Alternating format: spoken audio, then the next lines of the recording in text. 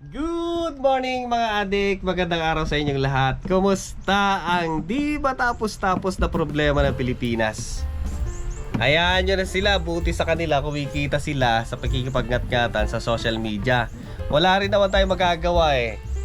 Magtrabaho na lang tayo. Eto, mag-review tayo ng another submersible pump from Pedrolini. Isang malaki at malupitang submersible pump. Siya nga pala guys, hindi pa nakapag-subscribe, please subscribe sa channel Juan Dilasag and like and share naman mga bossing. Maraming salamat.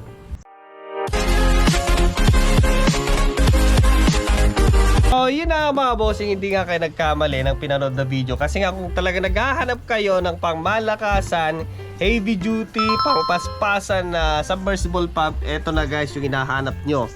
Si Pedrolini submersible pump. So ito guys ay made in Italy. Yung di ba? From Pedrolini. So yung kaya niya ibombang tubig guys ay nasa 300 liter per minute. Then yung taas naman guys ay nasa 10 meter. So napakataas niyan. Then 1,500 yung kanyang maximum wattage. 1.5 kilowatt, 2 horsepower, 5 ampere. So 20 microfarad yung kanyang capacitor. 450 volt. So kung timba pa rin ang ginagamit mo na pagkaras or pag-pump out ng tubig sa mga kanal ninyo or sa binabahang ground level ninyo, ay dapat guys, baguhin nyo na kasi eto na guys, ang makabagong style ng pag-pump out na automatic, hindi siya mano-mano. Yan, so pwede siya sa mga kanal na kahit nasabihin natin maraming samot-samot, maraming dumi, eto na ang hinahanap nyo. So hindi mo na kailangan linisin muna kasi lilinisin mo nga yun eh. So ang gamitin mo na lang itong submersible pump na to. Yun laki niya Then meron siyang manual dito. Eto guys yung submersible pump ni Pedrolini. Laki. Yun heavy duty guys na submersible pump. Malaki. Yun Ang maganda kasi dito guys ay nakabox siya ng kahoy. Yun magagaya ito pang lalagyan ng ulam. Yung mga piniritong tuyo. Okay, para hindi pusahin. So ito guys, malaki siya. Ayan. Yung kapatid ko kasi pag binaba yung kanyang yung underground, tinitimba-timba tapos iniigib. Ayan, mano-mano kung minsan nadudulas. Kaya malaking bagay or malaking tulong yung mga ganitong klase mga submersible pump. Yung isaksak mo na siya, saka mo iwan, lagay mo lang yung hose doon sa labas. Yun, hintayin mo na lang na matapos. Then ang maganda nito guys ay kahit na maraming kalat, maraming mga stick na lumulutang, mga dumi, mga tela, ganon, wala kang pangamba na magbabara kasi nga eto, isa kasi guys na kalaban ng mga submersible pump sa tubig ay yung mga lulutang-lutang at nakahalong mga debris. So hindi mo na kailangan masyadong linisin, tanggalin mo lang yung mga malalaking kahoy gaya ng mga 2x2 kasi hindi naman papasok dito. Yung mga ganito lang yung mga tela, supot, ayan, basta papasok dito at kaya niyang dudurugin niya.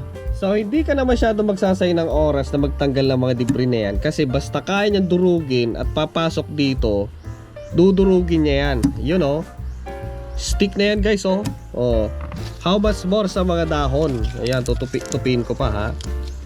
Boom. Igagrind niya yan. So lalabas na malilit na dun sa hose. Para siyang para siyang pininong karne. Yun Siyempre malakas naman yan at mabilis. Okay. Yan nga stick kayang putulin Yun. Tapos ito guys ay DDoS yung kanyang outlet.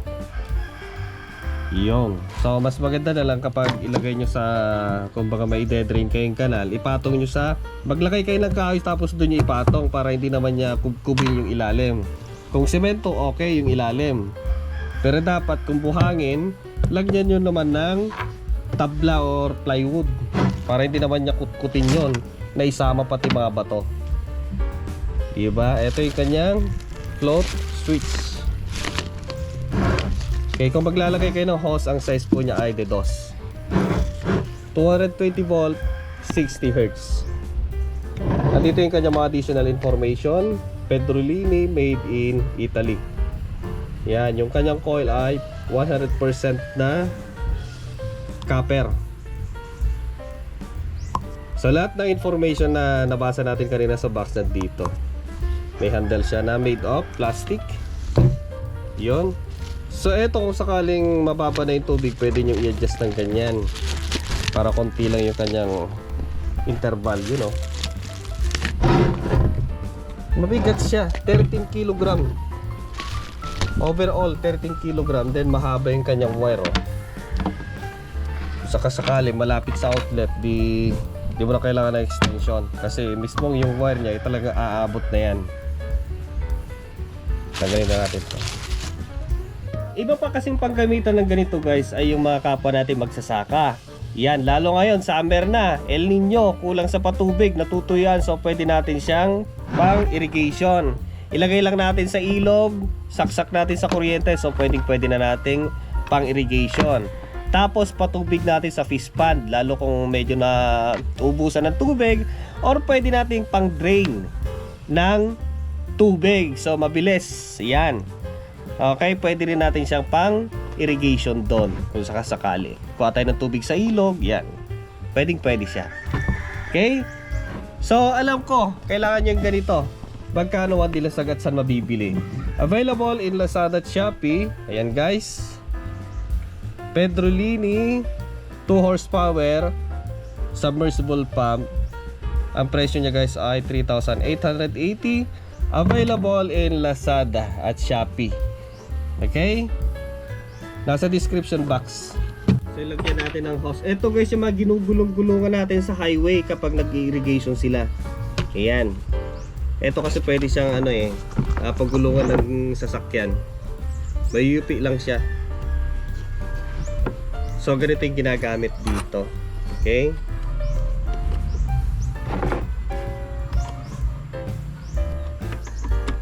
Okay. Yun, oh.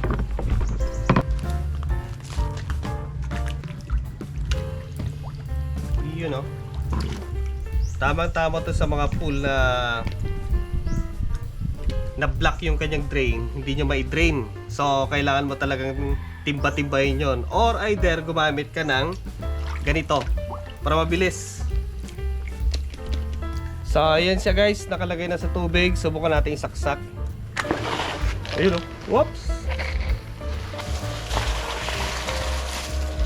Ang lakas niya, mga idol. Ang bilis. Ang bilis niya ubusin yung tubig, oh. Ayan, oh. Ang lakas, oh. Ang lakas ng tubig. Ayaw niya natutupi. Gaya dito, natupi siya, oh. Lakas, oh. Oh, diba? Ang taba ng hose, oh. Subukan nating lagyan ng debris sa ilalim kung kaya niyang kating-katingin. Ano?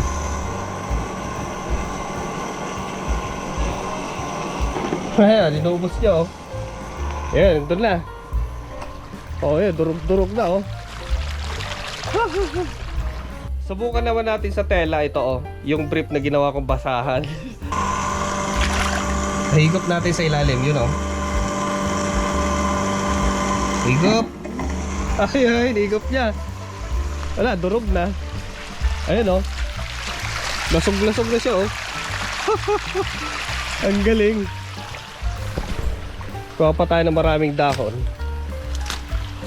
Gusto kong masubukan talaga. Yun, oh. Bilis niya ubusin yung tubig, kaya nag-aapura din ako. Parang gilingan siya tuloy. Ayun, oh. Talagang ginigiling niya, mga lodi. Parang inat-ngat na yan. Sa bagay, meron naman siyang mga metal shield dito. Hindi papasok yung kamay mo. Nasa labas. Ayan, bilis niya ubusin, oh. Ayun. Durog-durog yung dahon, oh.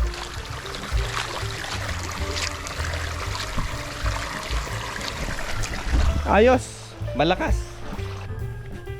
So ayan guys, nagtira lang ako ng maliit na tubo. Tingnan natin kung satisfying na tingnan. Saksak natin dito. Ayun na.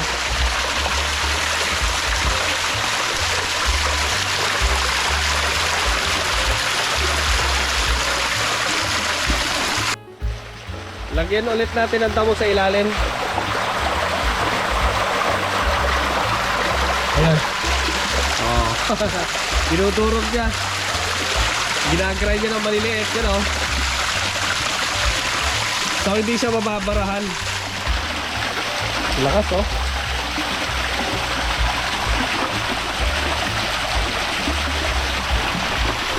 So ayan mga Lodi, sa mga gustong bumili ng ganitong water pump ni Pedrolini, submersible water pump, nakalagay po sa description natin.